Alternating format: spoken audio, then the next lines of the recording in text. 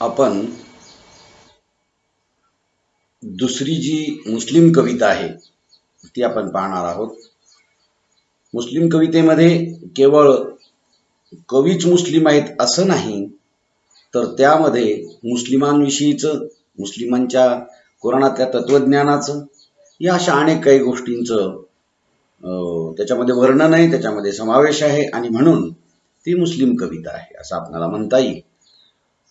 आपण याच्या अगोदर एक मुस्लिम कविता बघितली फ.म. शहाजिंदेंची. आता ही दुसरी जी कविता आहे डॉक्टर शेख इक्बाल मिन्ने यांची ही कविता आहे आणि या कवितेचं नाव आहे मी टेकले नाहीत हात अजून. नाही का, मी काय ते म्हणतात, मी टेकले नाहीत हात अजून, अजून मी हात टेकलेले नाहीत. आपण म्हणत असतो व्यवहारामध्ये इतरत्र ठिकाणी, जेव्हा केव्हा आपण समाजामध्ये बोलत असतो ना, अहो त्यानं त्याच्यासमोर हात टेकले. अहो तो हात टेकण्यासारखा नाही. हात टेकणे याचा अर्थ नामोहरम होणे, नाही का, एखाद्या गोष्टीपासून नामोहरम होणे, पराभव स्वीकारणे, प्रयत्न संपवणे, हात टेकणे, नाही का.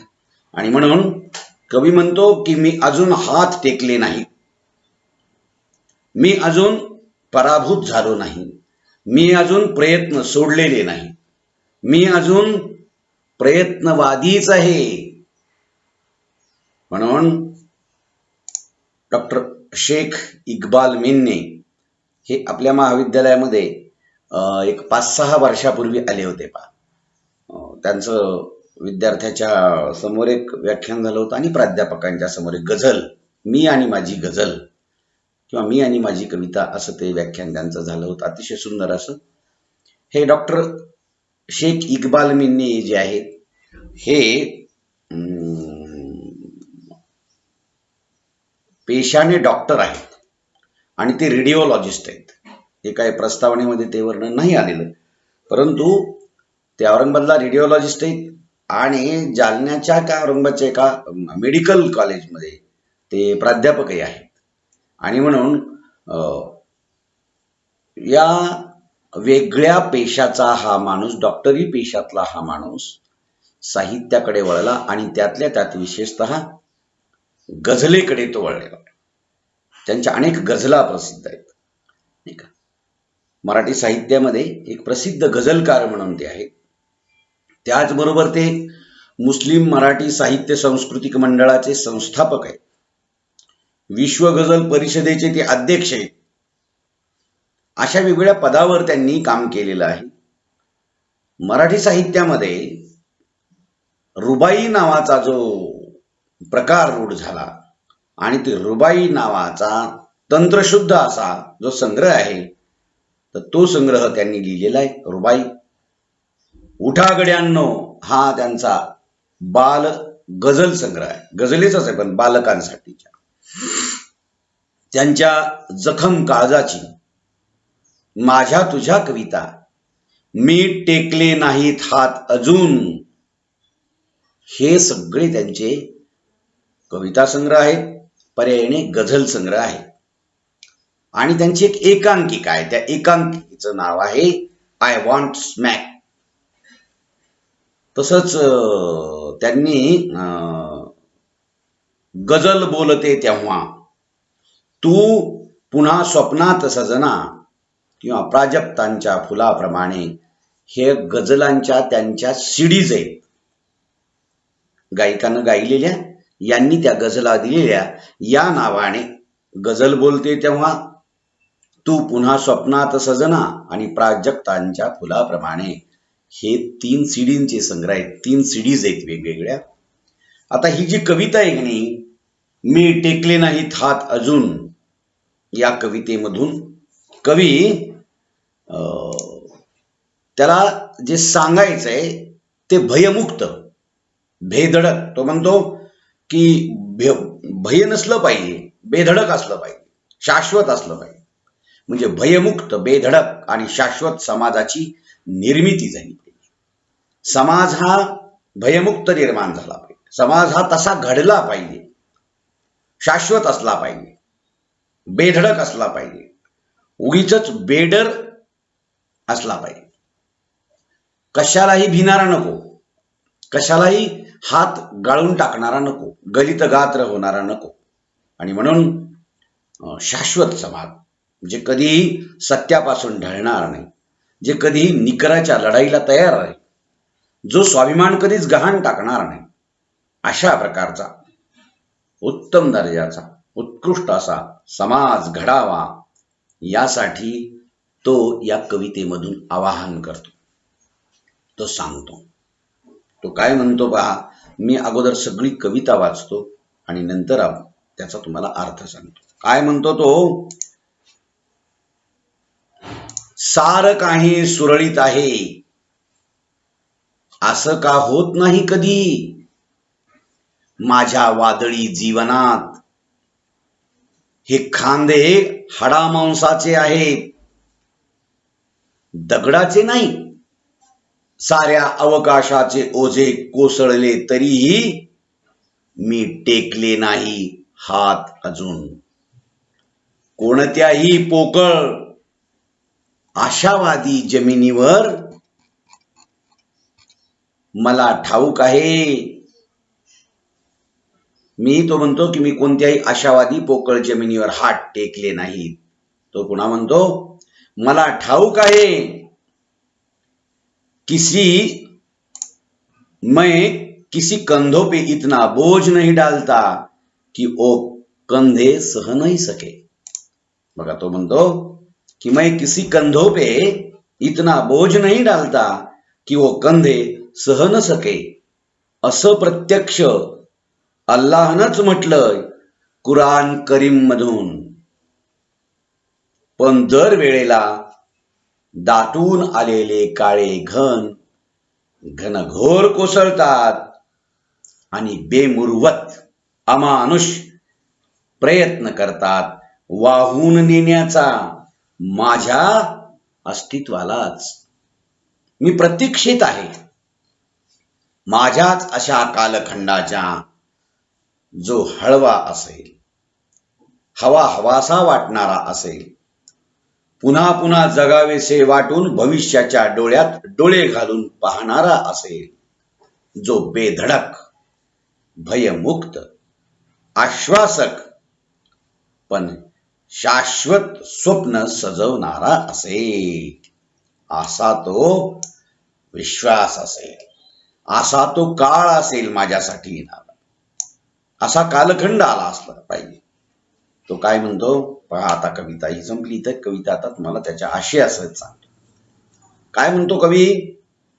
सारं काही सुरळीत आहे, असं का कधी होत नाही.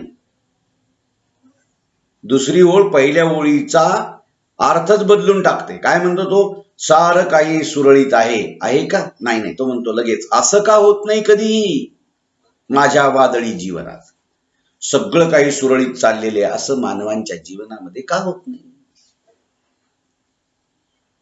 प्रत्येकाच्याच जीवनामध्ये संकट, वेगवेगळी आर्थिक विवंचना, नको ते कुभांड, अनेक प्रकारचे संकट, अनेक प्रकारची दुःख वेदना घेऊन माणसाचं आयुष्य उभं आहे.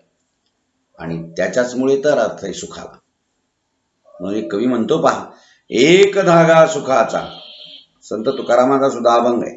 एक धागा सुखाचा, 100 धागे दुःखाचे, जरतारी हे वस्त्र मानवा तुझी आयुष्याचे. किंवा तुकाराम म्हणतो, सुख पाहता जवा पाडे, दुःख पर्वता एवढे. किती सुख आहे, दुःख किती मोठे. या सुखदुःखांच्या लपाछपीमधून जीवन साकार होत असतं. आणि म्हणून तो म्हणतो की जीवनामध्ये, एक कवी म्हणतो हे की एक धागा उभा सुखाचा टाकला की 100 आडवे धागे दुःखाचे होतात. आणि असं हे वस्त्र मानवी जीवनाचं. तसं तो म्हणतो की जीवनामध्ये जर हे सतत ही विवंचना असेल, सतत दुःख असेल, वेदना असेल, सुरळीतच जगता येत नसेल, हे असं का होत नाही आमच्या वादळी जीवनात. तो म्हणतो हे खरं आहे. खांद्यावर भार असतो प्रत्येकाच्या. खांद्यावर म्हणजे काय, प्रत्यक्ष खांद्यावर ओझं दिलं जातं असा त्याचा अर्थ नाही. आपण म्हणत असतो पहा, तो माणूस आहे ना, त्याच्यावर लेकरा बाळाचा भार आहे रे, त्याच्यावर भावांचा भार आहे, त्याचे आई वडील म्हातारे थकलेले त्यांचा भार आहे. म्हणजे याचा अर्थ ते खांद्यावर बसलेली असा नाही, भार आहे याचा अर्थ त्याला यांची कर्तव्य पार पाडायची आहे, त्यांना यांचं बघायचंय सगळं, आणि म्हणून त्यांच्या खांद्यावर भार आहे असं ते बोलले जातं. आणि म्हणून तो म्हणतो मला माहित आहे, कवी म्हणतो मला माहित आहे हे खांदे हाडा मांसाचे आहेत, दगडाचे नाहीत. कोणत्याही खांद्याला ओझ तितकंच सहन होईल, शक्य कोटीतलं. दगडावर किती ओझं टाकलं तर ते खाली नाही जाणार, पण खांदा मात्र दबेल ना. आणि म्हणून याचा अर्थ असा की माणूस आहे, चैतन्यवान आहे, माणूस म्हणून त्याच्या भावना आहेत, माणूस म्हणून त्याला जेवढं झेपल तेवढं करता येतं. त्याला सगळ्या जगाचं नाही करता येत, त्याला अनेकांचं नाही करता येत, नाही का. मग नाहीतर एक गाव ते काय सारा गाव मामाचा आणि एक नाही कामाचा, अशी अवस्था होते. एक धडना भाराभर चिंध्या. एका वेळेला माणूस जी जी काम तो त्याच्या समोर 10 काम आहेत, मग एका वेळेला एक काम घेऊन तो निपटून दुसरं करू शकतो, दुसरं करून दिवसभर जे करता येईल तेवढं तो करू शकतो. इमानी इतबारी. आता काही लोक एकच कागद पुढे ठेवून उगं लिहिण्याचं नाटक करतात, दिवसभर रिकामे बसलेले असतात आणि काम करतो असं दाखवतात समोरच्याला. दिवसामध्ये 10 कागद फाडून टाकतात आणि काहीच नाही, हाताला सॅनिटायझर लावून बोंबलत फक्त नुसतं बसून राहतात. काय नाही नाही नाही कोरोना आहे, कामात आहे. या देशामध्ये असे चुकारू आणि खोटारडी लोक भरपूर आहेत. परंतु इमानी इतबारे ज्याला दिवसभरातलं काम करता येतं तेवढं ओझं त्याच्या खांद्यावर असतं. खूप काबाड कष्ट करणाऱ्या माणसाला जेवढं करता येतं तेवढं. कवी त्याच अर्थाने म्हणतो की मला माहित आहे हे हाडा मांसाचे खांदे आहेत, दगडाचे नाही, साऱ्या अवकाशाचे. पण एवढं मात्र खरं की कितीही संकट आली, कितीही कर्तव्य समोर आली, तर मी शक्य कोटी ती सगळी कर्तव्य करण्यास तयार आहे असा माणूस घडला पाहिजे. असा बेधडक विचाराचा, असा भयमुक्त माणूस असला पाहिजे. तो म्हणतो की साऱ्या अवकाशाचे ओझे कोसळले असले तरीही मी टेकले नाहीत हात अजून. ठीक आहे, मला माहिती आहे की माझे खांदे दगडाचे नाही, हाडा मांसाचे. मला माहिती आहे की मला एवढं कर्तव्य करता येतं, खूप निकरानं करता येतं, रात्रंदिवस झोडून करता येतं, हे मी करेलही. पण हे करत असताना मला हेही माहिती आहे की माझे खांदे हे हाडा मांसाचे नाहीत, दगडाचे नाहीत, हाडा मांसाचेच आहेत. आणि हाडा मांसाचे असल्यामुळे याचा अर्थ असा आहे की ते करण्यासारखे आहे. म्हणजे हाडा मांसाचे खांदे असणं हे माणसाचे आहे, म्हणजे माणसाला जे कर्तव्य करता येतं तेवढे आहे. पण एवढं मात्र खरं आहे की कितीही कोसळलं आकाश, कितीही संकट आली, कितीही काम आली, तरी मी ते करू शकतो. एक एक निपटून त्या कामाचा निपटारा करू शकतो. याच्यासाठी माझ्यामध्ये ती ताकद आहे, माझ्यामध्ये ते भयमुक्त जगणं आहे, कारण मी अजून हात टेकले नाहीत, हे सत्य. तो म्हणतो हात टेकले नाहीत कोणत्याही पोकळ आशावादी जमिनीवर. कोणीतरी मला आश्वासन देतो, नाही नाही तू काही करत घेऊ नकोस, मी तुझ्या पाठीशी अमुक आहे ढमुक आहे. तो म्हणतो ना, मी असल्या पोकळ आशावादावर हात टेकले नाहीत, किंवा पोकळ अशा आशावादी जमिनीवर मी हात टेकले नाही. कोणीतरी सांगतो काय घाबरू नकोस, अमुक आहे ढमुक आहे, आणि करू काहीच लागत नाही, सुखदुःखात सहभागी होत नाही, तुझ्या पाठीशी म्हणतो, आणि तो जेव्हा संघर्षात उतरतो तेव्हा पाठीमागे बघतो तो कोणीच नसतं. म्हणून तो म्हणतो की अशी मला आशावादी भूमिका घेऊन जगणारी लोक भरपूर मिळतील, पण मी अशा लोकांच्या भरोशावर मी माझ्या कर्तव्याला तत्पर नाही. मी माझं काम, मी माझं कर्तव्य, मी माझं जगणं, मी माझ्या पायावर खंबीरपणे उभा राहून जगत आहे, भयमुक्तपणे जगत आहे, बेधडक जगत आहे. आणि म्हणून तो म्हणतो की मला या अशा फुलचट किंवा खुलचट आशावादी जमिनीवर मी हात टेकले नाहीत असा तो म्हणतो. आणि त्याला असं वाटतं की हे अशा प्रकारचं वर्णन करून किंवा अशा प्रकारच्या वर्णनामधून आदर्श अशा शाश्वत म्हणजे कधीही नाहीसं होणार नाही. शरीर हे नश्वर आहे. शरीर हे नश्वर आहे, पण जगणं, माणूस जात किंवा माणूसपण हे जिवंत आहे. माणसं अखंड काळ राहतील, मी राहील की नाही माहित नाही, जीव राहतील, हे शाश्वत आहे. हे जग शाश्वत आहे, हे सत्य. आणि म्हणून तो म्हणतो की शाश्वत समाज निर्माण झाला पाहिजे.